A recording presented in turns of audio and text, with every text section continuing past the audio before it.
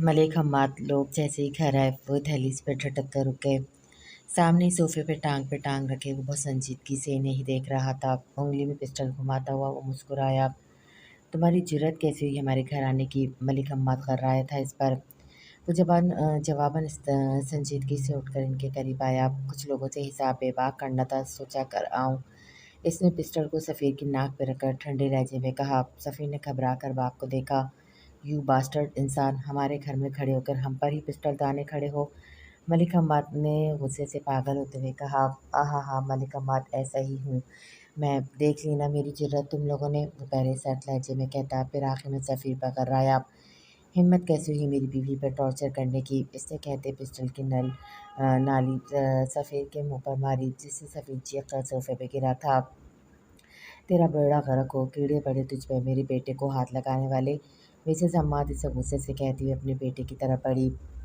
मलिक अम्माद ने पिस्टल की गोलियां इस पर खोल दी थी। वो सराय से पीछे होता इनके हाथ से पिस्टल छीन चुका था। मलिक अम्माद, अभी इस खेल में कच्चे हैं आप, इसे कहते ही पिस्टल का रुख सफ़ीर की तरफ किया। जब शहान भागता हुआ उसके करीब आया।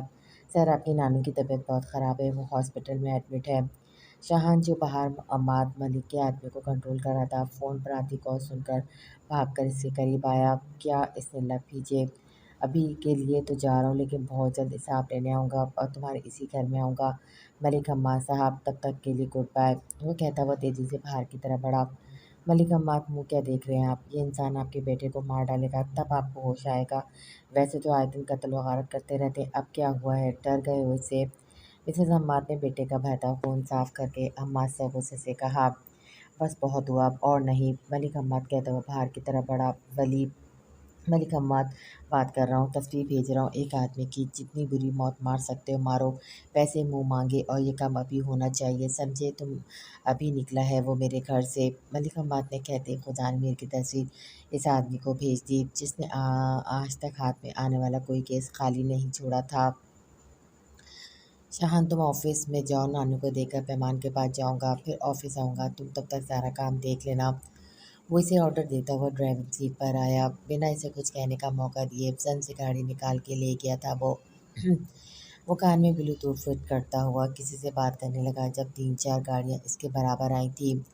फौजान ने चौंक कर गाड़ियों को देखा। इसे वाजे किसी गड़बड़ का एहसास हो गया कि ये लोग सभी मलिक दाऊद और मलिका मात के हैं। वो आंखें सिकुड़ कर इन्हें देखता हुआ गाड़ी की स्पीड तेज कर गया कि अभी वो इनसे उलझने की पोजीशन में नहीं था। इसके पास कोई हथियार नहीं था, ना ही टाइम। ये येलो गाड़ी ने ज़ोर से इसकी गाड़ी को साइड से टक्कर मारी थी। फौजान ने मुश्किल से गाड़ी को कंट्रोल किया, फिर होड़ बेचता हुआ इनकी गाड़ी को टक्कर मार गया था। वो के उधार नहीं रखता था वो किसी की तरफ। इन चारों गाड़ियों ने बारी बारी लगातार इसकी गाड़ी को टक्करें मारना शुरू कर दी थी। वो बहुत मुश्किल से गाड़ी को कंट्रोल में रखे हुआ था। वो इसे पिस्टल से नहीं, एक्सीडेंट से मारना चाहते थे, ताकि किसी को शक ना हो। फौजान के बाजू पे लगे टाके खुल चुके थे। खून तेजी से इसकी वाइट शर्ट को दागदार करने लगे थे। फौजान की गाड़ी को येलो गाड़ी ने अब की दफ़ा पीछे से शदीद टक्कर मारी थी। फौजान का सर बहुत ज़ोर से शीशे पर लगा था। उन्होंने बिना इसे संभलने का मौका दिए इसकी गाड़ी को खिलौना बना डाला था। इसकी गाड़ी को वो खाई में धकेल चुके थे। गाड़ी हिचकोले खाती हुई खाई में गिरी थी। वो सब मुस्कुराते हुए जल्दी से वहाँ से निकल गए। वो सफ़ेद खूबसूरत तारों भरे कपड़े पहने हुए थी, लेकिन फिर वो चौंकी। वो खुले आसमान के नीचे थी। ऊन के सुर्ख कतरे इसकी सफ़ेद चादर पे गिर रहे थे। कतरे कहाँ से आ रहे थे? वो चारों तरफ देख रही थी, लेकिन कतरे शायद ऊपर कहीं से आ रहे थे। इसकी वाइट चादर सुर्ख हो रही थी। सुर्ख खून के कतरे इसकी चादर से होते हुए इसके मुंह पर गिर रहे थे। वो एकदम से नींद से जागी थी। पसीना साफ करती हुई सख्त परेशान हुई थी। ये कैसा ख्वाब था? वो पानी का गिलास मुंह से लगाती हुई परेशानी से बड़बड़ाई। पैमान फुप्पो, आप ठीक है? हरम ने अंदर आते परेशानी से उसे देखकर पूछा। फुप्पो, हरम ने उसे चुप देखकर फिर से आवाज़ लगाई। हाँ, क्या हुआ? पैमान ने चौंक कर पूछा। आपके लिए खाना ले आऊं? हरम ने इसके बिखरे बाल समेटते हुए खूब मोहब्बत से पूछा। हरम, पता नहीं क्या बात है, मेरा दिल बहुत घबरा रहा है, अजीब सी फीलिंग आ रही है, जैसे कोई मेरा अपना बहुत तकलीफ़ में है। वो कहते ही रो दी। पप्पू, क्या हो गया है? सब ठीक है, डोंट वरी। हरम ने नरम लहजे में से तसल्ली दी। मैं सोना चाहती हूँ हरम, इसने लेटते हुए कहा। ओके, सो जाइएगा, मैं दूध भेजती हूँ, वो पीकर सोइएगा। हरम कहती हुई बाहर चली गई। पीछे वो वापस उठकर बैठती, बहुत खौफज़दा सी थी। या अल्लाह! अब क्या होने वाला है? वो आँखें मीचते हुए काँपते होठों से बड़बड़ाई। वो गुलाबी सूट पे बलबूत तेज़ी से टेस्ट लिख रही थी, लेकिन पता नहीं क्या बात थी, महरिज की नज़रें बार-बार इस पर उठ रही थी। वो टेस्ट फिनिश करते हुए रिलैक्स हुई, फिर वो उसकी तरफ मुतवज्जा हुई जो इसे ही देख रहा था। इसके देखने पर भी नज़रें नहीं हटाई थी इसने। यशी ने आईब्रो उठाकर इसे देखा। वो जवाबन नफ़ी में कंधे झटकता हुआ मुस्कुराया। यशी ने नाक मुंह चढ़ाया। लो भला, ये तो वाकई मैं ही लट्टू हो गया मुझ पर हसीन पर। वो दिल में बड़बड़ाई, फिर इसे देखा जिसे ही देख रहा था। यशी ने शर्मीली सी मुस्कान ऐसे पास की। तुम्हारे घर में कौन कौन है? यशी ने कोल्ड ड्रिंक पीते हुए इससे पूछा, जो सामने बैठा इसे ही तक रहा था। हमारी जॉइंट फैमिली है। मेरी मम्मा फौत हो चुकी हैं, मेरी चाची हैं, फिर रज़ा चाचू, मेरे अब्बू, मेरे हैंडसम ब्रो और मेरी कज़न मरियम। इसे तफसील से तारुफ करवाया। वाओ! यशी ने मुस्कुरा कर कहा। वो जवाबन मुस्कुराई। और तुम्हारी फैमिली में? महरिज ने उससे पूछा, जिसने परेशान सा मुंह बनाया था। मेरी फैमिली में मेरे अब्बू हैं और इनकी वाइफ है, बस। यशी ने जूस का गिलास फिनिश करते हुए दर्द भरे लहजे में कहा। महरिज ने और अफसोस से सर हिलाया। तुम्हें मेरे साथ चलना है। मैं तुम्हें अपने अब्बू से मिलवाऊंगी। तुम्हें बहुत अच्छा फील होगा इनसे मिलकर। वो सीधी अपने मतलब पर आए। क्यों नहीं, मैं ज़रूर इनसे मिलूँगा, महरिज ने हल्की सी मुस्कान से कहा। वो जवाबन मुस्कुराए। तभी इसके फ़ोन की बेल बजी थी। 1 मिनट, घर से फ़ोन है, वो कहता हुआ फ़ोन की तरफ मुतवज्जा हुआ। क्या कह रहे हैं आप? मैं अभी पहुँचता हूँ, वो कहता हुआ बिना इसे देखे भागता हुआ वहाँ से निकला था। अरे अरे से क्या हुआ लंगूर की शक्ल वाला? भला बता तो देता, शोखा ना हो तो। वो गुस्से से बड़बड़ाए। ऐसे कैसे हो सकता है इंस्पेक्टर? सही मीर ने हैरत से पूछा। ये सच है कि गाड़ी पूरी तरह जल गई है, बस ये घड़ी और ये खून आलूद बटन मिला है। इंस्पेक्टर नईम ने इनकी इसकी चीज़ें पकड़ाते हुए अफसरदा से लहजे में कहा। ये कैसे हो सकता है? आयला नीचे गिरते हुए बेयकीनी से बड़बड़ाए। कुछ ही लम्हों में घर में मातम सा समा था। पुलिस की कई गाड़ियां हादसे वाली जगह पर थी। महरेज भी साथ था, रोया रोया सा। पुलिस ने आसपास की सब जगहें छान मारी थी, लेकिन बॉडी अभी तक नहीं मिली थी। पुलिस का कहना था शायद बॉडी सड़ चुकी है। घर में कहराम सा मचा हुआ था। आयला बेगम को गश पे गश आ रहे थे। मरियम भी साख्य सी थी, ऐसा कभी इसने चाहा था। मीडिया वाले बार बार इसकी की मौत के हवाले से हेडिंग दे रहे थे। महरेज बाप के सामने सीने से लगा बच्चों की तरह रो रहा था। आमना नानू सभी वहीं थे। हर कोई इसकी जवान मौत पर रो रहा था। रज़ा साहब भी संजीदगी से लोगों के पास बैठे हुए थे। अलीशा सुबह से रूम में बंद थी। वो रो नहीं रही थी, बस चेयर पर बैठी चुपचाप सी थी। वो कहाँ है? आज आए क्यों नहीं? पैमान खिड़की में खड़ी हल्के से बड़बड़ाई। साया अंधेरा 400 फैल चुका था। वो बिखरी हालत लिए परेशान सी थी। क्यों नहीं आए? क्या वो मुझसे नाराज़ है? मेरा तो मोबाइल भी ख़राब है। वो ताज्जुब से बोली। हरम के फ़ोन से कर लेती हूँ फ़ोन, वो कहती हुई हरम के कमरे में आई। इसका फ़ोन बेड पे पड़ा हुआ था, लेकिन वो शायद खुद वॉशरूम में थी। वो मोबाइल पकड़ती हुई जल्दी से इसका नंबर मिला चुकी थी। इसका दिल परेशान सा था। वो किसी बहुत अपने से बात करना चाहती थी। टू टू बेल जा रही थी, लेकिन कोई उठा नहीं रहा था। ये कहाँ बिजी हैं आज? पसीना साफ करते हुए बेचैनी से बड़बड़ाए। वो फ़ोन बेड पर फेंकती हुई बाहर आई। बाहर चाँद की हल्की सी रोशनी फैली हुई थी। वो झूले पर बैठी नाखून चबाने लगी थी। वो आधा घंटा बैठकर अंदर आई, जहाँ एलईडी पर चलती न्यूज़ इसे फना कर गई थी। मशहूर बिजनेसमैन खुदान आहत मीर आज सुबह खतरनाक एक्सीडेंट से वफात पा गए हैं। पुलिस जराइब, आंखें की पुतलियां हरकत से इनकारी हो गई थी। वो धड़ाम से ज़मीन बोस हुई थी। सब पीछे की तरफ पलटे, जहाँ वो आंखें खुले ज़मीन बोस हो चुकी थी। मनान हरम भागते हुए इस तक आए थे। खावर और दाऊद भी तेज़ी से इसके करीब आए। मनान ने इसे बाहों में उठाकर अंदर ले गया था। हरम, डॉक्टर को फ़ोन करो। मनान ने इसे बेड पे लेटाते हुए हरम को जल्दी से कहा। वो सर हिलाती हुई भाग कर फ़ोन करने लगी। मनान, ये न्यूज़ झूठी है। इन चैनल्स वालों को कुछ ना कुछ चाहिए होता है अपनी न्यूज़ की रेटिंग के लिए। वो अधखुली आंखों से बड़बड़ा रही थी। मनान ने परेशानी से इसे देखा। इसकी जान थी इसकी फूफो। शाह ने लब पीछे हुए डॉक्टर को देखा। आयला बेगम हॉस्पिटल थी, इन्हें हार्ट अटैक हुआ था। इस वक्त सब हॉस्पिटल थे। मरियम का तो रो रो का बुरा हाल था। आपने इन्हें कोई स्ट्रेस नहीं देनी, इनसे इनकी तबीयत और बिगड़ सकती है, डॉक्टर शाहान को कहकर चले गए। शाहान गहरी सांस खारिज करता हुआ मेडिकल स्टोर से दवाएं लेने चला गया। वो 2-3 दिन से ऐसे ही बेड थी, ना तो इसे खाना निगला जाता था, ना इसे चला जाता था। वो बिखरी हालत सूजी आँखों से कोई और ही पैमान देखती थी। इन 3 दिन में इसके होंठ ऐसे ही आपस में जुड़े रहे थे और आँखें सपाट। मनान इसे जो खिलाता वो कह कर देती। इसके अंदर कोई चीज़ नहीं ठहर रही थी। मनान इसे लाख बोलने की कोशिश कर रहा था, लेकिन इस लड़की के होठों में चंबिश तक नहीं हुई थी। वो पापा से भी नाराज़ थी। 2 माह हो चुके थे। पैमान पूरे 10 दिन हॉस्पिटल एडमिट रही थी। कुछ न खाने-पीने की वजह से वो बहुत कमज़ोर हो चुकी थी, लेकिन अब वो पहले से बेहतर थी। मनान हरम से बात भी कर लेती थी, नहीं करती थी तो बाबा से पता नहीं क्यों वो इनसे नाराज़ थी। पैमान ने हरम को देखा जो उसकी तरफ ही आ रही थी। पप्पू ये शाहान ने आपको दिया है। जब मैं कॉलेज जा रही थी तो वो बाहर मिला था। इसने कहा ये पैकेट आपको दे दूँ। हरम ने लिफाफा गोद में रखते हुए नरम से लहजे में कहा, क्या है इसमें? मेहमान ने बेतासुर लहजे में पूछा। आप खुद खोल कर देख लेना, मुझे थोड़े ना पता होगा। हरम कहती हुई बाहर चली गई। मेहमान ने खाकी लिफाफे को उलट पुलट कर देखा, फिर उसे खोला। अंदर एक और छोटा सा लिफाफा था, वाइट कलर का। मेहमान ने हैरत से लिफाफे को देखा जो कुछ भारी सा था। इसने हैरत से सफ़ेद लिफाफे को चेक किया। वो हैरतज़दा हो गई। अंदर वही नेकलेस अपनी पूरी आबोताब से चमक रहा था। नेकलेस शान के पास कैसे आया? मेहमान हार हाथों में लेते हुए बड़बड़ाए। वो उलझी सी मिरर के सामने आई। नेकलेस को गर्दन पे रखा, पीछे से हुक बांध करके वो गौर से हार को देखने लगी। इसे ऐसे लगा जैसे खुदान की खुशबू में आ गई हो।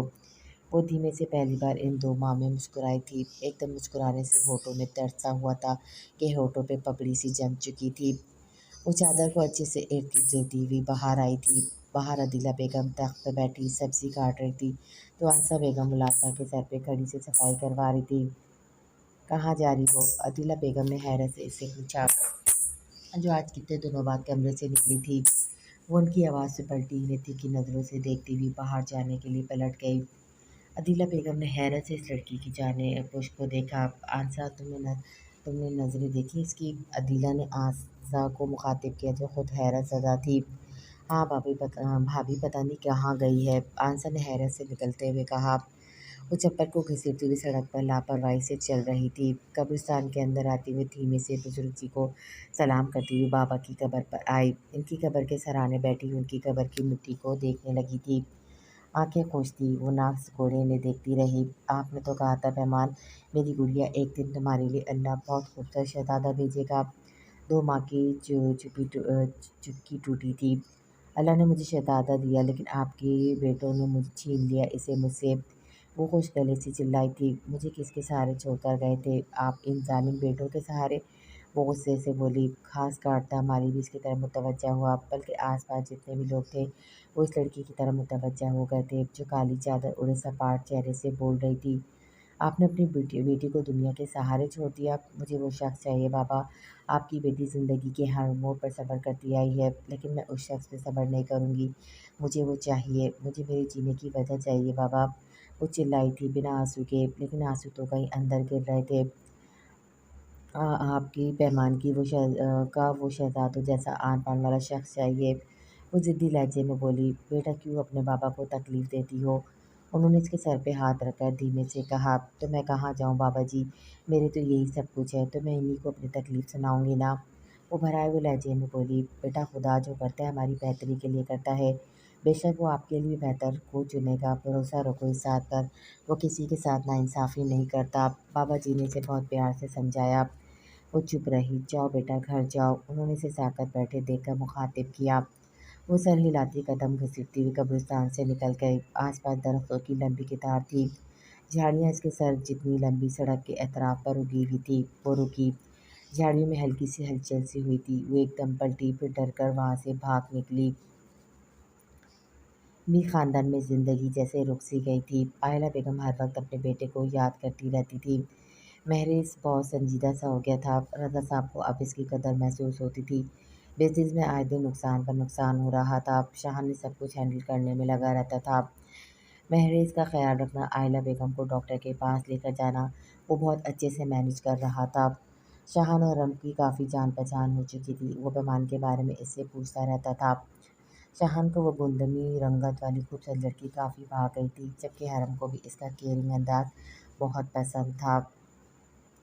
बाबा ये महरीस है जिसका मैंने आपसे कहा था। यशी आज इसे घर ले आई थी। अस्सलाम वालेकुम अंकल, महरीस ने मुस्कुराकर इनसे कहा। वालेकुम सलाम, बेटा आओ बैठो। असद साहब ने खुश अखलाकी से बैठने का कहा, जबकि यशी अपने बाबा के पास बैठी थी। बेटा पढ़ाई के बाद क्या करने का इरादा है? उन्होंने इधर उधर की बातें करते हुए आखिर में से पूछा। अंकल मैं बिजनेस में आऊँगा, मेरे भाई ने बहुत मेहनत से अपना नाम बनाया था, मैं भी बिल्कुल इन जैसा बनना चाहता हूँ। इसने अपने भाई का जिक्र फ़ख्र से किया था। बेटा फील्ड जो भी हो, आदमी में बस लगन होनी चाहिए। बेस्ट ऑफ लक बेटा। वो उसे कहते हुए यशी की तरफ झुके। लड़का अच्छा है यशी, उन्होंने शरारत से कहा, जिस पर यशमीना ने होठ सकड़कर सामने शेल्फ बने बैठा महरीज को देखा। आप दोनों बातें करो, मैं आता हूँ थोड़ी देर तक। वो कहते हुए अंदर की जानिब बढ़ गए। महरेज ने मुस्कुराती नज़र से रेड स्टाइलिश सूट में बैठी यशी को देखा, जो सामने रखी चीज़ों से भरपूर इंसाफ कर रही थी। अब तो खुश हो ना तुम? महरेज ने पूछा। हाँ बहुत, वैसे भी 1 महीने से तुम्हारे तरले कर रही हूँ कि पापा से मिलो पापा से मिलो, अब जाकर तो माने हो तुम। यशी ने नाक चढ़ाते हुए कहा। वो जवाबन हल्की सी मुस्कान लिए चुप ही रहा। अब कैसी हैं मैम? शहान ने कॉलेज के लिए निकलती हरम के पास आकर फिक्रमंदी से पूछा। अब तो अल्लाह का शुक्र है, बेहतर है। वो खाना भी खा लेती हैं और बातें वगैरह भी कर लेती हैं। हरम ने तफसील से बताया। क्या आप मेरे साथ एक कप कॉफ़ी का पियेंगी? प्लीज़ मना मत करिएगा, मुझे आपसे बहुत ज़रूरी बात करनी है। शहान ने इसे देखते हुए रिक्वेस्ट की। लेकिन आपको जो बात कहनी है आप यहाँ कह सकते हैं, मुझे यूँ होटलिंग करना पसंद नहीं है। हरम ने उसके शफाफ गंदमी चेहरे को देखते हुए धीमे से कहा। ओके, मुझे पसंद आई आपकी बात, लड़कियों को ऐसा ही होना चाहिए। शहान कहता हुआ उसके साथ कदम बढ़ाने लगा। वो धीमे से बातें करते चल रहा था। हरम कभी धीमे से मुस्कुरा देती थी तो कभी नजरें झुका लेती। इन दोनों के दिल आपस में मिलने लगे थे। रात को सफ़ीर लोग आए थे निकाह की डेट लेने। आई थिंक बहुत मातम कर लिया है तुमने इसकी मौत का। काबर मलिक ने नाश्ता करते हुए पैमान से बेलचक लहजे में कहा। पैमान ने सपाट नजरों से इन्हें देखा। अल्लाह ना करे मैं मातम करूं, जिंदाओं पर मातम नहीं किया जाता भाई, सोच समझ कर बोला करे। पैमान ने तके हुए लहजे में कहा। खावर मलिक समेत सब ने हैरानी से इसे देखा। क्या मतलब है तुम्हारा? मलिक दाऊद ने गुस्से से पूछा। वही जो आप लोग समझे हैं, वैसे भी निकाह पे निकाह नहीं हो सकता। वो सर्द लहजे में कहती चाय की घूंट लेने लगी। मर चुका आशिक तुम्हारा, समझी तुम, और तो निकाह की डेट दे चुके हैं तुम्हारे भाई। तुम्हारा करके हमने अपने बच्चों का भी सोचना है, अतीला बेगम ने फनका कर कहा। तो सोचे अपने बच्चों का डियर भाभी, मेरे बारे में किसी को कुछ भी सोचने की ज़रूरत नहीं है। ये घर मेरा है, अपने बाप का खाती हूँ, किसी का नहीं खाती, मेरी कोई टेंशन ना ले। वो सर्द लहजे में कहती हुई इन्हें तपा गई थी। मुँह संभाल कर बात करो। आंसा बेगम ने हैरत से इसे देखते हुए डांटा। जवाबन हल्की सी मुस्कान से मैंने देखती हुई उठकर अपने कमरे की तरफ बढ़ गई। पीछे वो हैरत से एक दूसरे को देखते रह गए। मेहमान ब्राउन चादर अपने इर्द गिर्द अच्छे से लपेटे सामने खेलते हुए बच्चों को देख रही थी। वो पार खाई हुई थी, बेंच पे बैठी सामने बच्चों को फुटबॉल खेलते हुए देख रही थी। लेकिन फिर वो टिटकी सामने एक मॉडर्न सी औरत इसे गौर से देख रही थी। वो इन्हें देखकर एक फिर देखने लगी। वो औरत अब इसके करीब आ गई थी। अस्सलाम वालेकुम बेटा, क्या मैं यहाँ बैठ सकती हूँ? इस औरत ने शाइस्तगी से पूछा। वालेकुम सलाम जी, बैठिए। इसे संजीदगी से सामने की तरफ देखते हुए ने जवाब दिया। बेटा आप अकेली क्यों बैठी हो? उन्होंने उसके चेहरे को देखते हुए पूछा। जिनका कोई नहीं होता वो अकेले ही नजर आते हैं। इसे हाथों की लकीरों को देखते हुए धीमे से कहा। इस औरत ने ताज्जुब से इसे देखा। ठीक कहती हो, जिनका कोई नहीं होता वो अकेले ही नजर आते हैं, लेकिन इंसान को अपने इर्द गिर्द मुखलिस रिश्तों को भी तलाश करना चाहिए बेटा, उन्होंने धीमे से कहा। वो जवाबन मुस्कुराई। आंटी आजकल मुखलिस रिश्ते नहीं मिलते, जो मिलते हैं वो आपसे बिछड़ जाते हैं। इसके लहजे में दर्द था जो वो अच्छे से समझ रही थी। बेटा आपका नाम क्या है? उन्होंने बैग से कार्ड निकालते हुए उससे पूछा और वो खड़ी हुई। पैमाने नूर, वो कहती हुई आगे बढ़ गए। इन्हें पीछे साकित छोड़े, इनके हाथ से कार्ड छूट के नीचे गिर गया था। पैमान नूर इर्द गिर्द गर्दिश करता नाम इन्हें पहुंचा कर रह गया था। वो रुकी, सामने सफ़ीर खड़ा था। पैमान भी मुस्कुराई। सफ़ीर ठिठका इसकी मुस्कान पर। अरे क्या हुआ, मेरी मुस्कान कुछ पसंद नहीं आई क्या? इसे तंजिया मुस्कान से पूछा। सफ़ीर मुस्कुराया। अरे अब इतनी अकड़ किसके दम पर? आशिक तो तुम्हारा कब का अल्लाह को प्यारा हो गया है, और वैसे भी कुछ ही दिनों में तुम मेरी कैद में होगी। और एक बात, कोई आशिक नहीं नहीं मैं तुम्हारा तुमसे ज़िद हो गई है, वरना लड़कियों की कमी सफ़ीर हमाद मलिक को नहीं हो सकती। सफ़ी ने इसके सरापे को देखते हुए कमीनगी से कहा, "ओ तो तुम इस ख्वाब में हो कि मेहमान नूर तुम्हारी दुल्हन बनेगी? अरे बाहर आ जाओ, उस मेहमान नूर की ख्वाब तक नहीं पा सकते तुम। ये ख्वाहिश तो तुम्हारी क़यामत तक पूरी नहीं हो सकती। सुन लो, मेहमान नूर को जान आहत मिल की है, रहेगी अपनी आखिरी सांस तक।" वो घर्रा कर कहती हुई पलट गई, "मेहमान नूर को जान आहत मिल की है, रहेगी अपनी आखिरी सांस तक।" किसी के कानों में ये जुमले रस घोल गए थे। इसके इर्द-गिर्द घूमती हवा इस एक जुमले की गर्दिश करने लगी थी। सफ़ी ने हैरत से पुरअतमाद चलती हुई पैमान को देखा। जैसे ही घर आई ठिठकी ये खुशबू। वो हैरत से चारों तरफ घूमी, लेकिन वो कहीं नहीं दिखा जिसकी वह तलाशी थी। नज़रें में बस एक वजूद था जो बंदूक पकड़े दरवाजे के पास खड़ा था। वो लब भींचती हुई गहरा सांस खारिज करती हुई अंदर हॉल में आ गई सड़कों पे तफरी करके। ये नहीं होता कोई काम कर दे। आंसा बेगम ने इसे सीढ़ियाँ चढ़ते देखकर गुस्से से कहा। वो मुस्कुरा कर पलटी। "डियर भाभी, अब घर के मालिक काम करते हुए अच्छे लगेंगे क्या?" इसने पलटते हुए मुंह बनाते हुए पूछा। "और हाँ, सर दर्द है, चाय मुन्नी के हाथ भिजवा दें?" वो सपाट लहजे में कहती हुई सीढ़ियाँ चढ़ गई। आंसा के हाथ से प्लेट छूटकर नीचे जा गिरी। "ओए!" मन्नान रुका, फिर हैरत से पलटा जब मरियम अपनी फ्रेंड के साथ खड़ी इसकी तरफ ही मुतवज्जा थी। "जी आप मुझसे मुखातिब हैं?" मन्नान हैरत से पूछा। "बिल्कुल, क्या तुम्हें अपने अलावा यहाँ कोई दिख रहा है?" मरियम ने आईब्रो झुकाकर पूछा। "बिल्कुल, मुझे दो लड़कियाँ अपने अलावा भी नज़र आ रही हैं।" मन्नान ने सीने पर हाथ बांधते हुए जवाबन कहा। "उफ़, मुझे तुमसे एक काम है, क्या तुम मुझे 1 घंटे के लिए अपनी बाइक उधार दे सकती हो?" मरियम ने संजीदगी से पूछा। "क्यों?" मन्नान आईब्रो झुकाकर पूछा। "वो मुझे अपने दोस्त हिमी के साथ रेस लगानी है।" मरियम ने दूर खड़े अपने दोस्त की जानिब इशारा करके कहा। मन्नान ने संजीदगी से दूर खड़े हिमी को देखा, फिर मरियम को देखा। "लड़कियों को लड़कियों वाले काम ही सूट करते हैं मिस मरियम। सॉरी, मुझे वाहियात काम नहीं पसंद।" वो संजीदगी से कहता हुआ सर बाइक स्टार्ट करता हुआ उसकी नज़रों से ओझल हो गया। "अरे यार, ये तो बहुत रूठ है।" नीली ने मुंह बनाते हुए कहा। "अरे रूठ नहीं, एक नंबर का कंजूस है। पेट्रोल का खर्च लग गया होगा इडियट को।" मरियम ने पैर पटक कर कहा, फिर हिमी की तरफ बढ़ी जो इसका फ्रेंड था। पैमान ने हैरत से सुर्ख जोड़े को देखा जो भाभी ज़बरदस्ती से थाम कर गई थी। "अब के नाप वगैरह चेक करो, पहनकर ससुराल से आया है।" वो मुस्कुराई, फिर कैंची दराज से निकालकर खूबसूरत ड्रेस को जगह से काट चुकी थी। "भाभी, मैंने फिटिंग चेक कर ली, ये मुझ पर सूट नहीं करेगा।" इसने ड्रेस उनकी गोद में रखते हुए ठंडे लहजे में कहा। "अरे क्यों सूट नहीं करेगा?" अदीला ने मुंह बनाते हुए पूछा। "वो क्या है ना भाभी, फटा हुआ ड्रेस मुझ पर तो क्या किसी पर भी सूट नहीं करेगा।" इसने इनके सामने बैठते हुए संजीदगी से कहा। "फटा कहा था? मैंने अभी चेक किया था, ये बिल्कुल ठीक था।" अदीला बेगम ने ड्रेस खोलते हुए तनक कर कहा। फिर वो चौंकी, ड्रेस की हालत सत्यानाश कर दी थी इसने। "पैमान!" भाभी ने गुस्से से गर्रा कर कहा। वो मुस्कुराकर बल्कि इन्हें दबाती हुई बाहर निकल गई, लेकिन लॉन्च में दाखिल होता वजूद ज़ोर से सिसक रहा था। पैमान ने ठठक कर इस वजूद को देखा जिसके चेहरे पे बड़ी-बड़ी दाढ़ी इसे बहुत अजीब-सी बनाती थी। पैमान के ठिठकने की वजह वो मख़सूस खुशबू थी जो इसे रुकने पर मजबूर किए हुए थी। वो साकित नज़रों से इस वजूद को देख रही थी जो इससे नज़रें चढ़ाता हुआ आगे बढ़ गया। पैमान ने पलटकर इसकी पुश्त को देखा।